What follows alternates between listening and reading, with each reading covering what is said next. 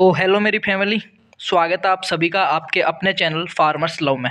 तो आज जो आपका कल पेपर होने वाला है स्टैटिक्स का, सांख्यिकी जिसे बोलते हैं, तो उसका मैं गेस्ट पेपर लेके आया हूँ और उम्मीद करते हैं जैसा कि हर सब्जेक्ट में हमारा रिजल्ट रहा है उसी हिसाब से हमारा आइडिया 101% आपके काम आए।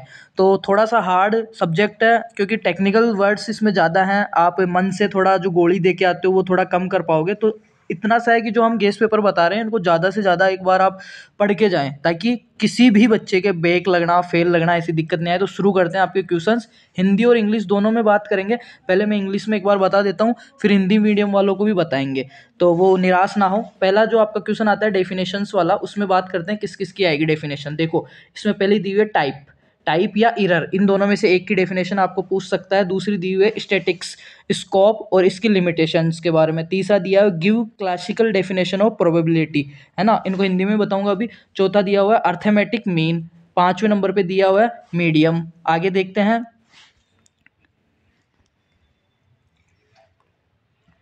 कोएफिशिएंट ऑफ वेरिएशन और दिया हुआ है नल हाइपोथेसिस। और आठवीं दी है आपके स्टैंडर्ड डिवीजन। अब देखते हैं इनका हिंदी में एक बार जो आपकी परिभाषाएं हैं तो इनका एक बार स्क्रीनशॉट ले लेना।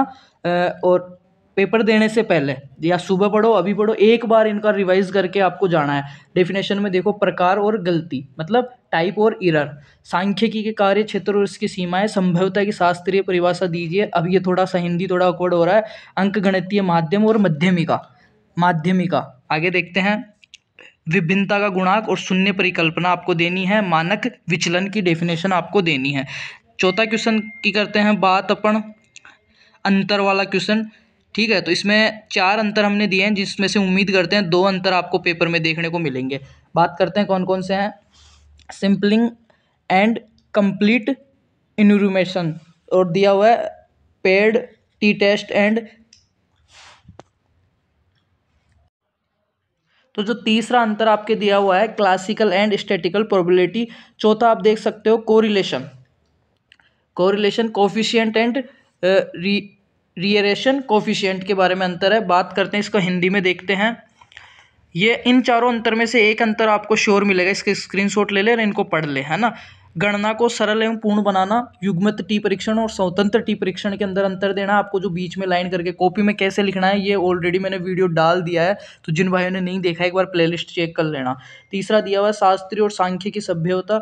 चौथा दिया हुआ है सह संबंध गुणांक और प्रतिमन गुणांक के बारे में। आगे देखते हैं क्वेश्चन नंबर 5 अपना कमेंट्स, जो शॉर्ट कमेंट्स वाला आता है।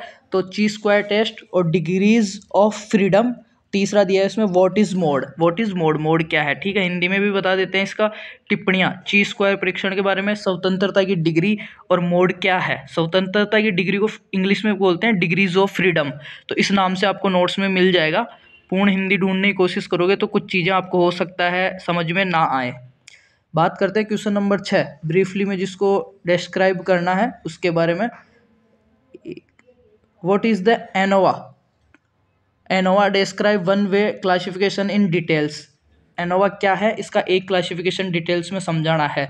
दूसरा देखते हैं what is a central tendency, discuss the various measures of central tendency along with merits demerits and uses of them, इसके यूजेस आपको बताना है। तीसरा दिया हुआ है what do you understand by analysis of variance, variance को आप किस प्रकार एनालिसिस करते हैं डिस्क्राइब इसको करना है, ठीक है।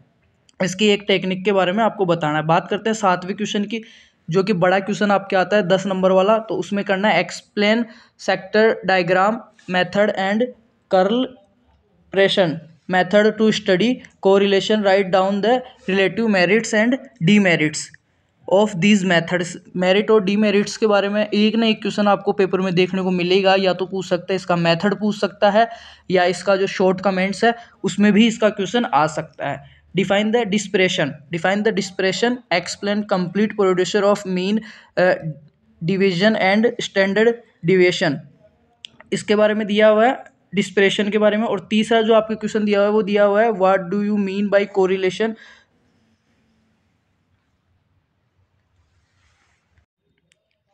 तो जो तीसरा आपके दिया है, what do you mean by correlation, distinguish between positive and negative correlation. चौथा जो लास्ट क्वेश्चन है आपका 7वें का, write in details about T test of single mean and differentiation of two means. देख लेते हैं इसका हिंदी में।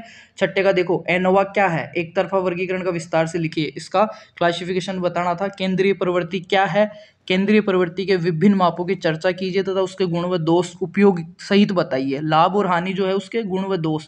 तीसरा दिया हुआ, विचरण के विश्लेषण से आप क्या समझते हैं, एक तरफा विश्लेषण के लिए विचरण तकनीक का संश्लेषण विश्लेषण का वर्णन करें। क्वेश्चन नंबर 7, सह संबंध का अध्ययन करने के लिए स्कैटर आरेख विधि और कार्ल पियर्सन विधि की व्याख्या करें। इन विधियों के सापेक्ष गुण और दोष लिखे। दोनों विधियों के बारे में एक विधि का क्वेश्चन आएगा और इसके गुण व दोष आपको पूछ सकता है। फैलाव को परिभाषित करें। माध्य विचलन और मानक विचलन की पूरी प्रक्रिया को आपको समझाना है और इसकी श्रेष्ठता पे चर्चा करनी है। तीसरा क्वेश्चन देखो, सह संबंध से आप क्या समझते हैं। ठीक है, सकारात्मक और नकारात्मक सहसंबंध के बीच अंतर बताइए। ये जो क्वेश्चन है आपका 7वें का तीसरा, सहसंबंध से आप कोरिलेशन से आप क्या समझते हैं, what do you mean correlation, सकारात्मक और नकारात्मक, पॉजिटिव और नेगेटिव जो कोरिलेशन है वो आपको बताना है। तो ये आपका जो डिफरेंशिएशन वाला क्वेश्चन है, अंतर वाला, उसमें भी ये आ सकता है 4 नंबर में भी। ठीक है, तो इसको थोड़ा ध्यान से पढ़ के जाएं। लास्ट क्वेश्चन देखते हैं, एकल माध्य और दो माध्यमों के अंतर के लिए टी परीक्षण के बारे में विस्तार से चर्चा कीजिए या विस्तार से लिखिए। तो ये जो एकल माध्य और दो माध्य है, इसका जो अंतर का टी परीक्षण है उसके बारे में भी आपको करना है।